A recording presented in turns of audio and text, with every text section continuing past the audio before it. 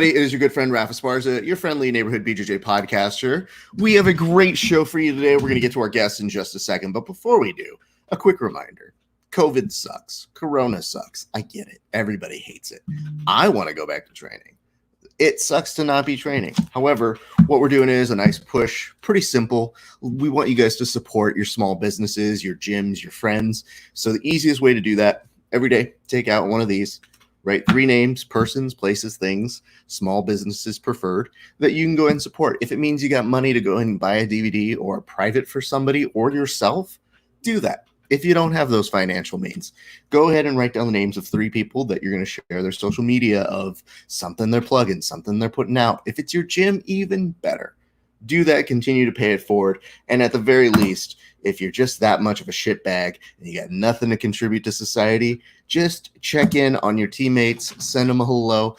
What I've been doing lately is just sending elements of trash talk to them, because I figure right now, if I threaten these people, there's really not much they can do about it. So I've actually started going up on my threatening list of people who I'm like, ooh, they can't touch me right now. So I'm in a good place.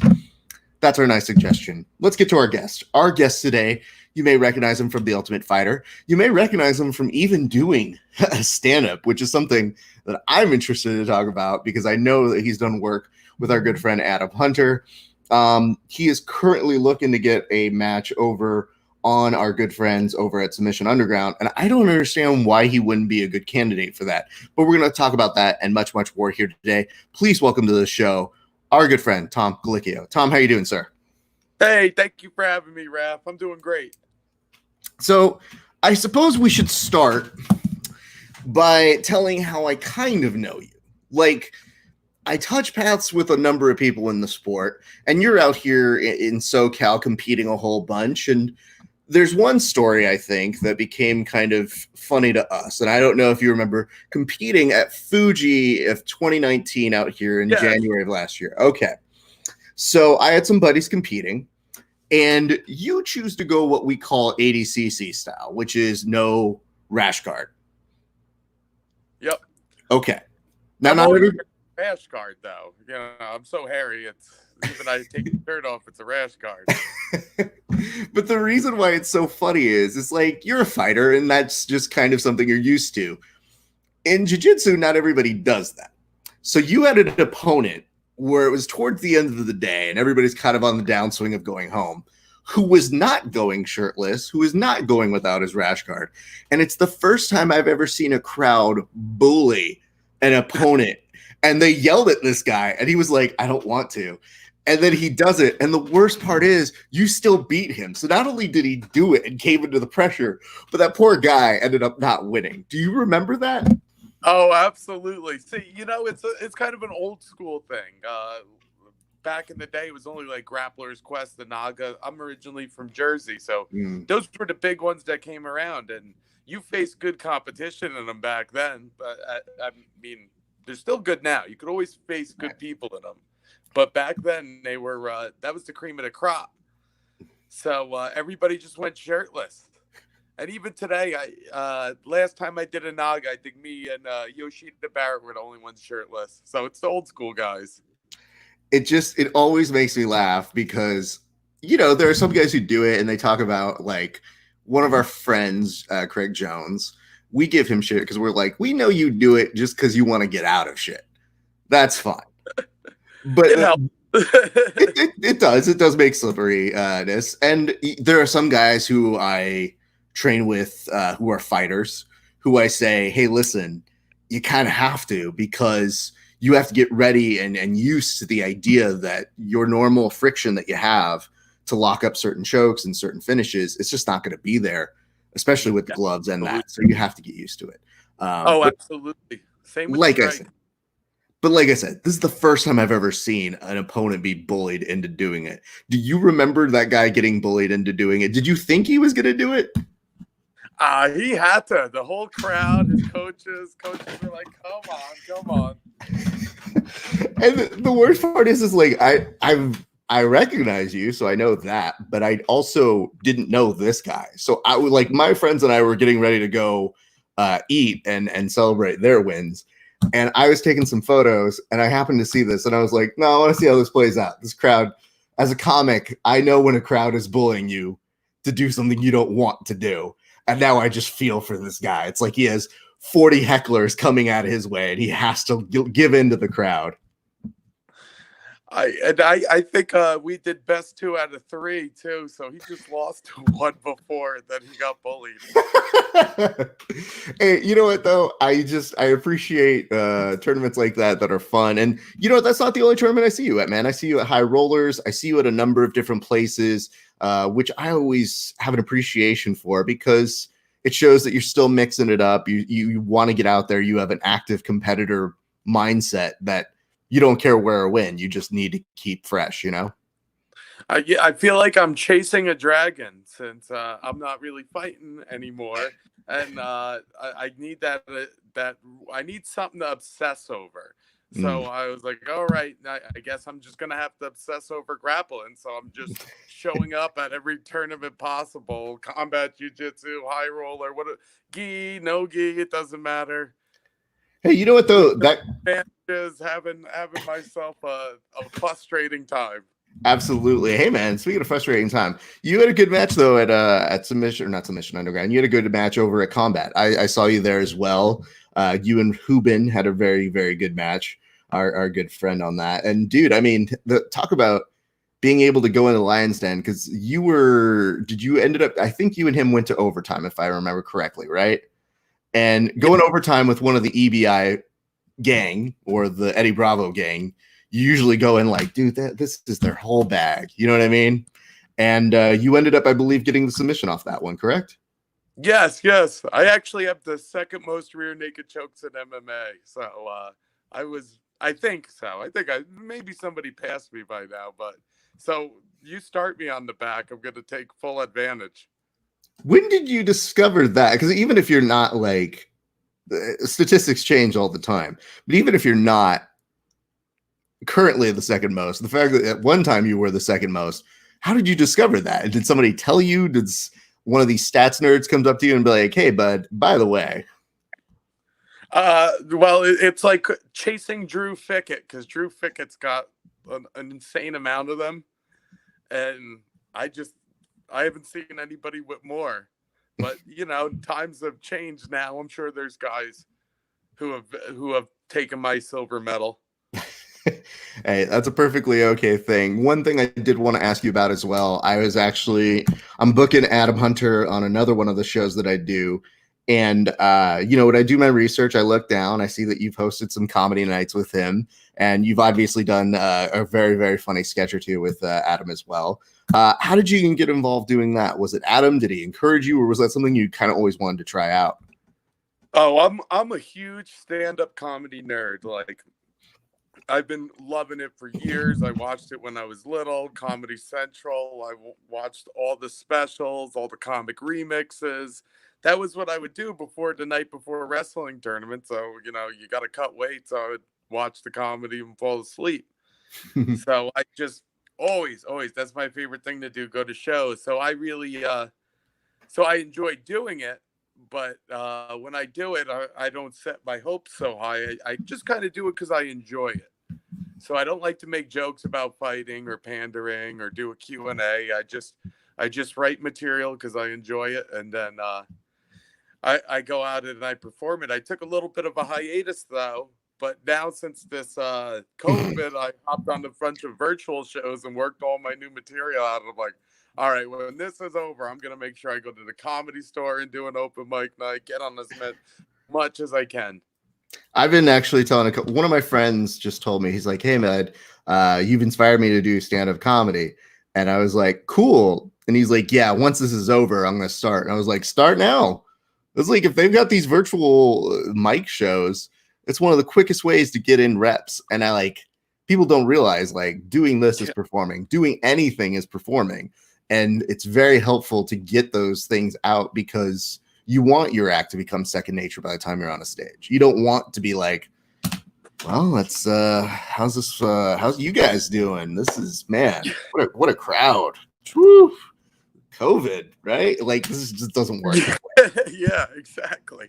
Like, I would rather these guys put in the reps there. I will ask you this, though. Which is harder? Because it seems like MMA, jiu-jitsu, all that sort of stuff comes easier to you, but you put in hard work for it.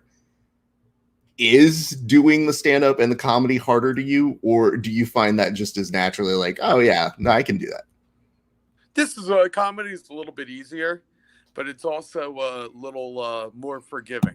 You know, you lose an MMA fight that's on your record forever, and it's like that sucks. Yeah, and then you lose four of them. It just the phone stopped ringing. I tell people this. I'm like, one of the things we pride ourselves for, and I don't know too many other people who do this. I think Adam is one of the few, but like, I have a policy, which is I don't do jokes unless I would do them to your face. So like, I would take that photo of you and being like, put you up as a meme and be like, yeah, would you take off your shirt and roll with this guy? Because I would say that shit to your face. I feel like that's a form of accountability that people need to have when they do jokes. You can't just do jokes behind computers and far away. And one of the things that I found about doing jokes to fighters is that when you do them interviews in person, I'm pretty notorious for being like, hey, here's a joke and here's something from you. And fighters tend to be pretty good sports because they're like, dude, I get punched in the face for a living. Like, this is fine. You know what I mean? 100%. It's like, what's the most shit talking in your life? It's a high school locker room. Definitely being a high school wrestler, all just roasting each other. So, and then I got to do that for the rest of my life. I'm like, this is my favorite thing to do. I'm just gonna live one high school locker to the next till I'm dead. Well, let's get into that. Where do the deep cuts start? When do you start? I assume it's wrestling that starts off your kind of martial arts career, correct? Absolutely. I started in 4th grade in a town called Howell, and I wrestled till the end of high school. I didn't get I kind of fizzled out in regions, didn't make it to states. I was a good wrestler, but you fizzled out. I didn't get so I went to community college and started failing at that. Were you at all like, when you go to community college though, does that change the course of your plan? Do you go, okay, do you still go, I got to find a way to wrestle? Do you like try to figure out what's going on? Do you take a break? What happens during that time for you? Well, I was disappointed. I was like, man, should have played football. At least I would have got the checks instead of running around in a singlet. Just failing, just drinking and smoking pot, and just that was life. That was life after the disappointment. I gotta be honest with you, man. It's funny. My story is similar but different. When I grew up, I literally went from, doing all this hard work in high school, and I was like, okay, I got into USC's journalism program, which only takes the top 2%. And then I was like, oh, dope. I'm in. And apparently the school didn't accept me. So the journalism program, which is a much harder to get into thing, takes me. But the school was like, nah, bro. And they sent me a package that said, here's where you could reside, here's where it is, but it's not the big envelope that's like, oh, you're in. It was just me looking at it and being like, why would you tell me where to live if I'm not in? This is like a big move, you guys. But I have to say, if I didn't do that trajectory, I wouldn't have done probably this. I would have been doing other things. I wouldn't have met my wife out in Illinois. I wouldn't have done speech. So it's kind of like a trade-off where I go, yeah, I'm fine. And I never had college debt like that, because going to USC would have cost me like $1 million. So, oh yeah, you'd still be paying it. I mean, I wouldn't have gotten into MMA so soon, because once I turned 19, I got arrested for having a joint. So next day I joined the local fight team. God. Okay, that's so. It wasn't.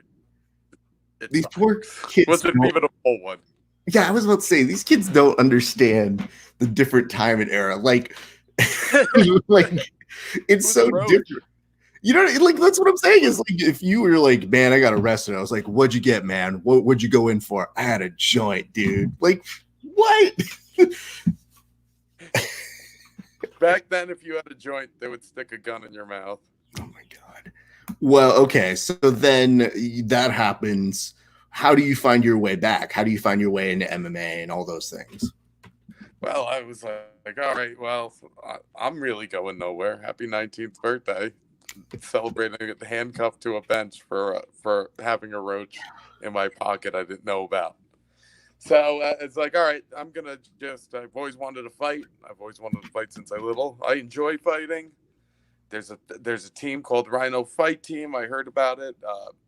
Guy Frankie Edgar used to come in and help me wrestle when he was in college. So I saw he was fighting out of it, and then I called up, and next day I was in. I always ask this because, you know, when you go from wrestling to jiu-jitsu and all the strikes and everything else, like, what was the hardest thing to transition when you were taking your wrestling background and implementing that into a fight career? Stand up. I always struggled with stand up. That was always the hardest for me. Although I enjoyed it the most, it was always I always took more than I gave. So, but jujitsu, I was always kind of natural at. So I kind of took to that more in my fights. You know, stand up to get them down. Did it take a while to get used to the jiu-jitsu from the wrestling? Because we always hear that story of, you know, when you're on your back for the first time as a wrestler going into jiu-jitsu, it is a bit of an adjustment. Yeah, not something more than, let's say, 12 weeks at most. Yeah, maybe even 2 months. But I was always a good top bottom wrestler. So I was always good. Most guys are good takedown guys. I was always the guy who could move on the mat, and I have flexible hips. So I was about 3 months. I was throwing up arm bars and triangles with ease. I had a pretty good guard when I was really young. That's awesome. Yeah, a lot of things change as we get older. So it's, you know, it's like why a lot of the guys, when they show me rubber guard things, I'm like, that's cool, but what am I doing? You know, it's rough on the knees, and I even do the rubber guard too, but my knees are starting like, all right, maybe we got to do that so much. I think that it's less that like not interested in it, and it's always more like I tell them, I'm like, I don't know how to describe this to you kids because you aren't old yet, but you know when Inspector Gadget would be like, go Gadget arm, and then his leg would go? That's how my body is now. Like, I tell it to do one thing, and sometimes it just doesn't agree with me. It's like, no. So, Tom, let me ask this. As we kind of adjust here, I know that your journey takes you from the beautiful confines of New Jersey, brings you all the way out to us in sunny California, and obviously you get hooked up with Dan and his crew out here. How does that happen? Well, I kind of outgrew my gym where I was at. Our team split up. One team went with Ricardo Almeida and Henzo. The other half of us went with Kurt Pellegrino. You know, everybody I think who went with Henzo and Ricardo made the right move. We went with Kurt, and we weren't getting what we needed. He was definitely more about his career than building a fight team and making money off of a jiu-jitsu gym. So my career started, and so did the guys who switched. And then eventually I was like, yeah, I'm not going to be out here, and I'm not going to be lose my career and keep making these mistakes. So I called up a gym, that mega gym that I could go to, because I wanted to find a one-stop shop too. Back in 2010, those were hard to find. So you're talking Greg Jackson, American Top, aka Militich, and I think Militich was kind of on the way out at time. And I AKA called them, emailed, nothing back. You know, I had a pretty good record at that time. I think I was like 15-5 or something, fighting with M1. So long story short, I call a bunch of, and then I forgot on Henderson's, and him being my favorite fighter. I was like, how could I forget that he's got a one-stop shop? I called up a guy Heath Sims picked up, Olympic wrestler, and I was like, I was happy to just even be talking to him. I didn't even. I was like, "Wow, Heath Sims, you picked up the phone. Is that really you?" He's like, "Yeah. What's going on? You know who I am." And then I picked up my things and moved on out at the age of 25. So how long have you been out here in California now? Yep, Temecula, good old Temecula. Oh, I know. I've got family there. I used to live in Hacienda Heights. That's where I was born and raised. And so I knew that Temecula was either a good trip out to see my cousins or head towards some Indian casinos. So those are two of the areas that I do. Oh yeah, that's good gambling, Jonga. Mm-hmm. Oh yeah. Listen, dude, my whole family, when I was about 8 years old, already started gambling. Taught myself how to play poker. Take this little beard, look exactly the same like I do when I was a kid. So I could literally go anywhere I want and gamble because people were like, he's old enough, he's fine. And I was like, So one of the benefits of me being that young, I won some good money there. So definitely had good times on that. So if that was several years ago, I want to talk a little bit about Ultimate Fighters because they're near and dear to our heart. What was that experience like, not to just do it once, but to do it twice? Oh, it was awesome. So I am pretty live a starving artist lifestyle because fighting doesn't pay unless you get to a huge organization, no matter how well ranked you are.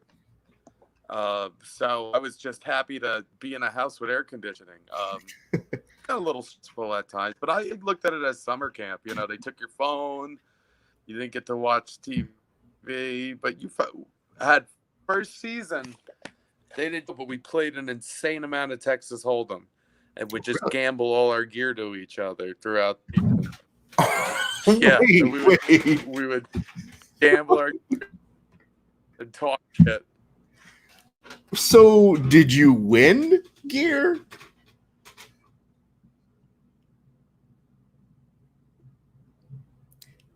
Hold up, I think you're on a pause. We'll have a tournament. They sing cards.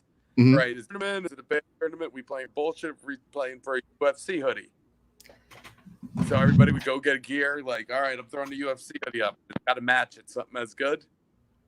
And yeah, winner takes all. Second place gets his stuff back. Oh my God. I mean, it makes Watches sense. Were good. So watches, since you didn't have time. Mm-hmm. I'm sorry. No. You're fine. I think we just have a slight delay going on over this way. So I'm going to try and work my way around that. What I wanted to ask was, what was the biggest score you took down then in that poker set of games? Sorry, I got a delay on my end. What was that? The question was, what was the biggest score you took down at poker? What did you end up with? Oh, like a hoodie, a UFC hat, watches. Watches were big because we didn't have technology. So if you didn't have your watch, you couldn't tell. So the question is, and if you won watches, I wear 4 watches. So the question is, how are you? Were you a good poker player? Are you a good poker player, or were they just not that good? Like, which of the two is it? I'm okay. I'm pretty good. I know how to play. I've played for years. I was second best. Julian Arosa was the best. Okay. Because I always ask it. Good. Go. I'm sorry. I said I think he's still in the UFC, or he's on his way back in. He's a good fighter. Dude, the reason why I ask is because I've played poker with some of my friends who are fighters, and I got to tell you, man, it doesn't take long before some of these guys who fight in a cage go all in, because they're the type of guys who, like, when you step into a cage, you have to be a certain kind of person. So it literally, hand one, everybody's like, I'm all in. I'm like, you have 8s. Like, what's wrong with you? And it's just like, hey, man, I either want to do this or do something else.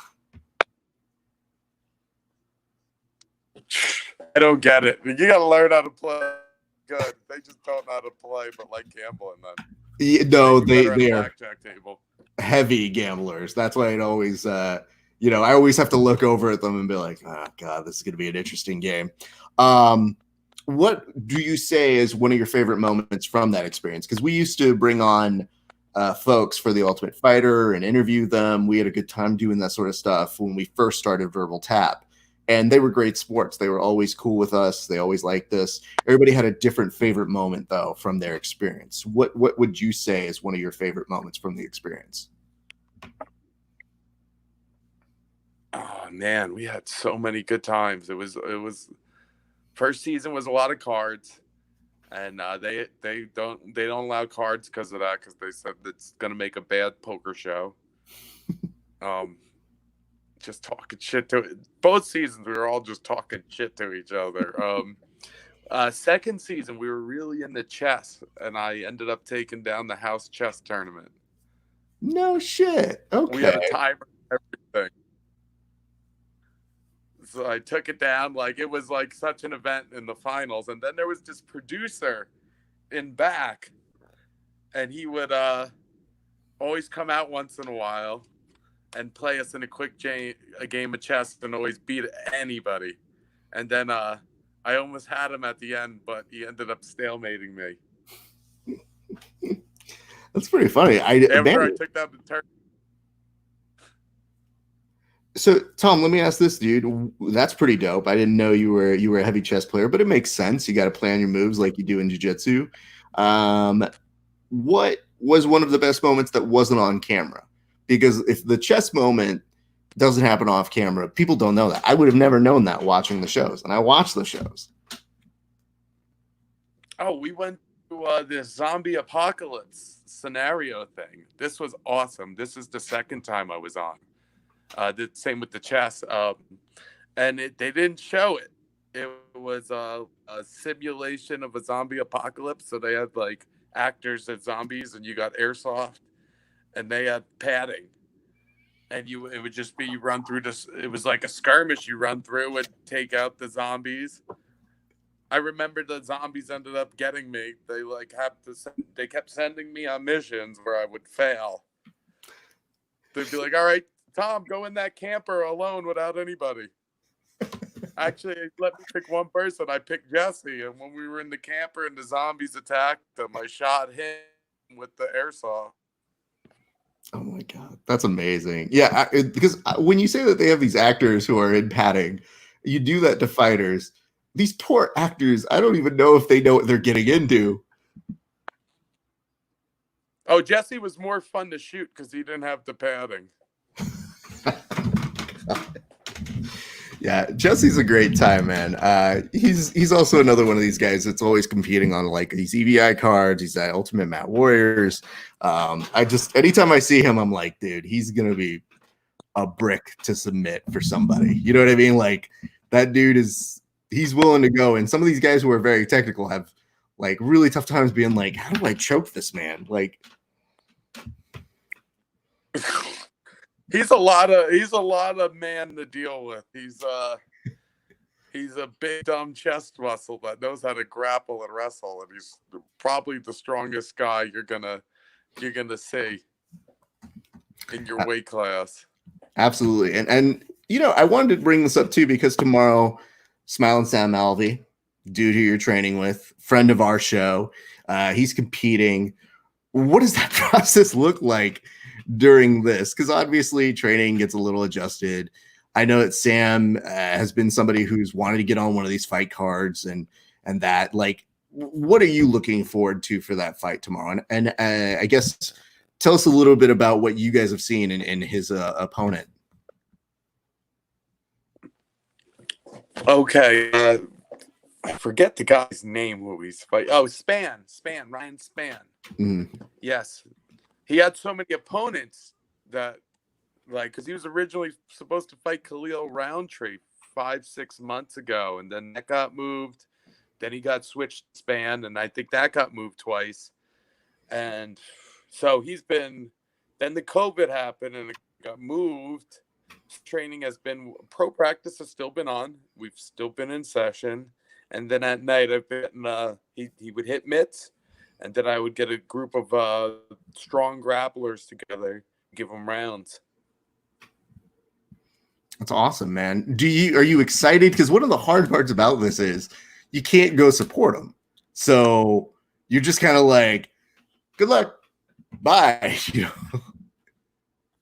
You can't. You just watch it on TV and enjoy the first fight of the night, and you support him by gambling on him.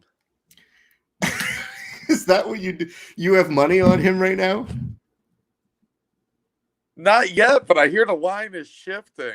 I gotta find somebody with a phone app, and I'll just hand them cash. Let me ask this: how often are you betting on fighters? Because as somebody who does this and interviews people, there's a lot of fighters who will watch our show, and they know when I don't pick them, and they'll have feelings. Like, they won't get pissed at me. They'll just be like, "Hey, bro, so you didn't pick me, man." I'm like, "Shut up! Like, who cares what I think? Like, you're a fighter, dude." So, how often are you fighting or picking on fighters for bets? When I see a good one, I'll place it, but I'm usually wrong on all fights. I'm always wrong unless it's like obvious, unless I really, really know. But if I think I really know, I'm wrong. Can you give me the best example of when you got a fight pick really wrong? Oh, man, it's got to be like one of the Aldo caught. I was wrong, but I picked like undercards wrong. Like the one I knew, the last one I knew I was 100% like this one I'm not wrong on was Holly Holmes' last fight. I knew Holly Holmes was going to crush that girl. Because we on Verbal Tap, we do a segment where my co-host, he's so competitive, he likes to like bet on things, that I was like, dude, I bet you I could take anybody, like literally somebody who knows nothing and could coin flip their way into beating you, like. And he's like, I bet that's wrong. And we make it a popular segment, but it's fascinating to watch that process. Personally, one of my best picks, because I would take that fighter versus writer thing, and we did it for a couple publications I worked for, and Tim Kennedy bet me that Conor McGregor was going to lose to Chad. And I was like, I don't see it, bro. It's not happening. And as a result of it, he had to, like, the bet was loser has to do some crazy ninja shit. And I knew what mine would look like, but I didn't know what his would look like. And this man literally brought a blade and just shot off on like a watermelon and went around and did crazy ass shit. And I was like, yeah, that's the best thing I've ever done. Tim Kennedy doing dumb shit is literally something I can hold over his head forever. So I'm totally into that. So that's why I asked that question, because I'm always curious about those ones that you just kind of look at. It just changes the way you watch it as a fighter, I guess. If you're watching it and you go, oh, I'm excited for this fight, and then you're then watching it later on and going like, my nerves, man. Oh God. So yeah, the nerves are always going to be on because your buddy's fighting too. So yeah, well, I mean, here's the good news. Tomorrow, Sam's got to have a lot of attention on him. He's always been super nice to us, so we think the world of him. Here's my question for you, though, man. I know there's been talk about trying to get you on Submission Underground. Why are they not giving you the love, dude? You seem like a perfect candidate, somebody who's actively competing on the jiu-jitsu circuit, somebody who has what they're looking for in terms of they're trying to give opportunities to mixed martial artists to come mix it up with a lot of like grapplers who just do grappling so that the best of both worlds benefit. And since you're kind of active in both fields, what's the holdup?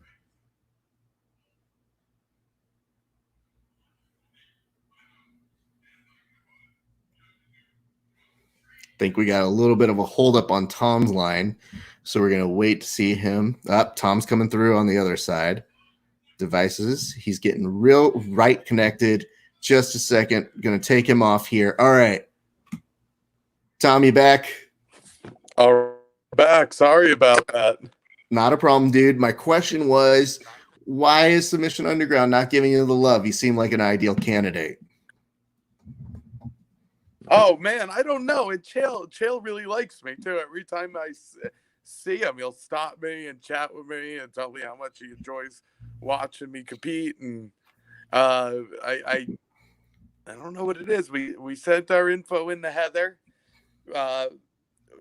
We even Dane, my buddy, who's turned manager, it was even trying to push to get a match with Carlos Condit, and Carlos seemed to agree to it. We just got I'm sure he cost a lot of money, so I'm sure they're gonna have to pay him pretty good for it to come on. But other than that, he said he agreed to it. That would be fun. I mean, Condit's a friend of the show as well. He's badass, dude. I know he's mixing it up all the time. Everybody who trains with him out in New Mexico is like, yeah, he's fun to roll with. No, he sucks. I hate rolling with him because it's really hurtful. Like, that would be a good match. I mean, have you guys also looked at other people? If not Condit, do you have other people in mind? Because I know a lot of what they have to do with Submission Underground is, given the situation, given the time, given everything, sometimes a match won't work out for X or Y or Z, but you do seem like somebody who would be on their radar. So I think giving them multiple choices is also beneficial. Are there other people that you kind of see, because you're competing on the circuit as well, that you'd be like, yeah, I'd match up well with them? Think he's coming back in. Give him a second. Do you have other people in mind that you would be if you can't get Carlos Condit then? Well, we got my buddies, Tarek Safadine and Sam Elvey, both agreed they would be tag team partners with me. So we would do the tag team thing too.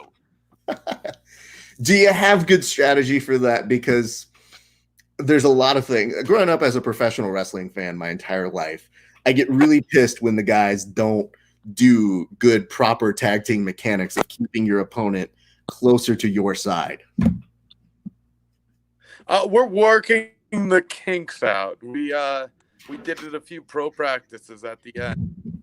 We actually had a little tournament, and me and Sam teamed up. We ended up taking second, so we got some kinks to work out. Okay.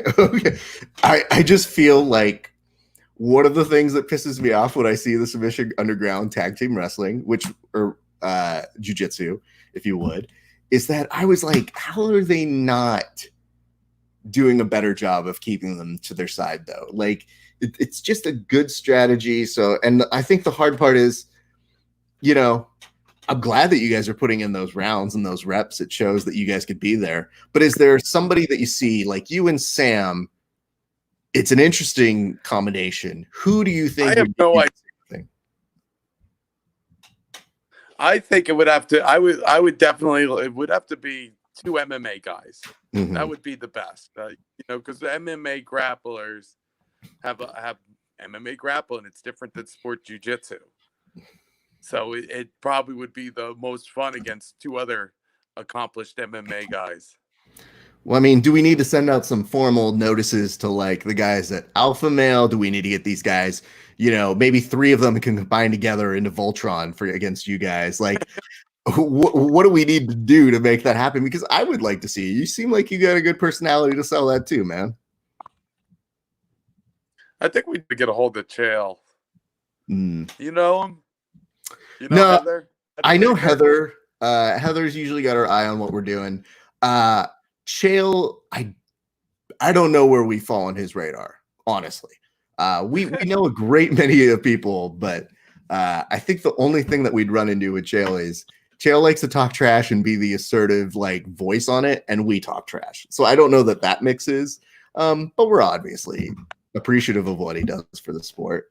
But man, yeah, I just feel like you'd be a good mix for that. So here's my thing. I want to give you the opportunity, the ability to just appeal to their greater reason. So I'm just going to put the thing on you. And the thing about, again, being a professional wrestling fan is you got to be able to sell yourself, my friend. So I'm giving you the opportunity right now. I'm going to take myself off the screen. I'm going to let you just make your pitch. Why should they put you on Submission Underground? Well, Chael, Heather, I've been fighting my whole life as a wrestler, as a fighter. I've seen the highest of highs, the lowest of lows, and now I'm ready to make my comeback and take over the world, starting in the Submission Underground. All tag team people, wrestlers out there, you're going down. Any man, any partner, 2-on-1, 1-on-2. Tom Gallicchio's your man. The punch to the end is what sells it, though. I think I probably need a little, but do you want me to see if I can kind of work it with you? I'll see if I can channel a little Chael in me. Do you want to be my partner? How's your jiu-jitsu? I would actually love to work it with you, but I would weigh you down like 1,000,000%. I 100% would be the worst partner other than the best trash talker. Like, I would be the hype man. Like, I'll be your Jimmy Hart with like a little microphone. Paul Bearer. Oh yeah, 100%. Dude, I 100. What was it? Just literally, oh yes, you know what I mean? Like back in the background, 100%. I'll hit that shit for you guys, because I'll bring an urn. I'll bring whatever it is that's necessary. Let me make the pitch. Here's the pitch I've got for you, Heather, Chael. If you're watching, great. We love it. We're glad that you're watching. My man over here, Tom Gallicchio.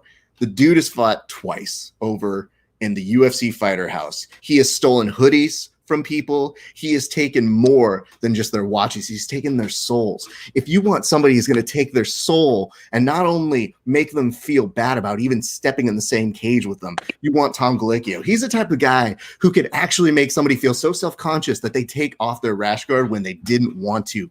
These are just a few of the reasons why you want Tom Gallicchio to be on your card. And if I may be so bold, you got a man who's going to bring Sam Alvey as a tag team partner. Don't you, just on some form of curiosity, want to see what that trash talk is going to look like between a Jersey man and a man who can't stop smiling? It sells itself. Help the fighters get a match, bring them to Grappling Nerds. Doesn't matter. They're down to grapple whoever. Or get them two of the other folks that are fighting in MMA. They don't care. They're down. And if you can't do that for tag team grappling, make that Carlos Condit match happen. Because I'll tell you this right now. I want to see how that goes. End pitch. That's good, man. You're on the team. Thank you.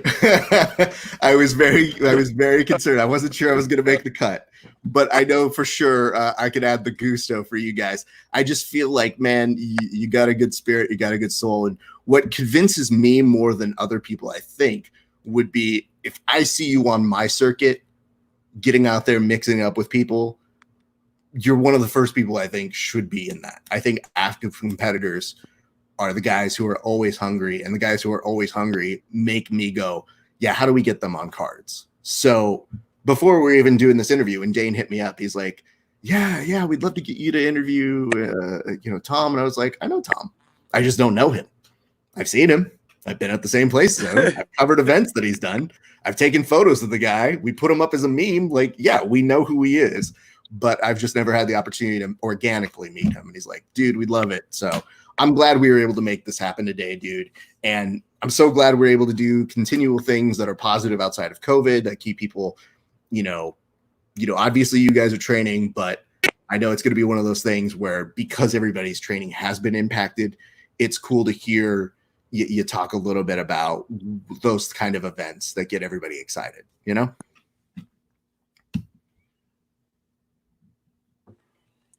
Oh yeah, it's great. And the Submission Underground to get something for people to watch. The UFC, we need live sports, and now it's our time to take over. Yep. Well, I mean, the attention's on grappling and MMA. Those are the main things going on. It's either that or you're watching ESPN South Korean baseball, which I'm good. But let's do this, man. I'm going to give you an opportunity again. Just, pitch out give the shout outs to all the people you want to give shout outs to. I just want you to get an opportunity to say whatever it is you want to say. Oh, hey guys, just thank you for tuning in. You guys see me at a grappling tournament anywhere, say what's up to me. Say hi. I don't have a tooth, so you'll always recognize it's me. Um, Follow me on Tom Gallicchio. The spelling's in the corner. I'm not really sponsored by anybody, so if you guys want to support, I am selling my famous Dave Chappelle Slappling combat jiu-jitsu rash guard. I have that for sale. Other than just tune in, say what's up when you see me. Tom, it's a pleasure to finally get to meet you. We've always been fans, and we enjoy the fact that you're out here competing actively, sir. So stick around for a second. I'm going to close this up, and then I'll talk to you off air in just a second, sir. All right. All right, guys. Here's what we got going on. I want to remind you guys, if you're not doing what we're asking you to do, make it simple, make it easy. Take out one of these, support your local businesses, your friends, your gyms. Take out one of these notepads or the Post-its. Write down the names of 3 local businesses or people, places, or things. Find ways to support them. If it is financially, cool. We appreciate that. Buy a DVD, buy a private, schedule a seminar for when COVID is done. All those things are great.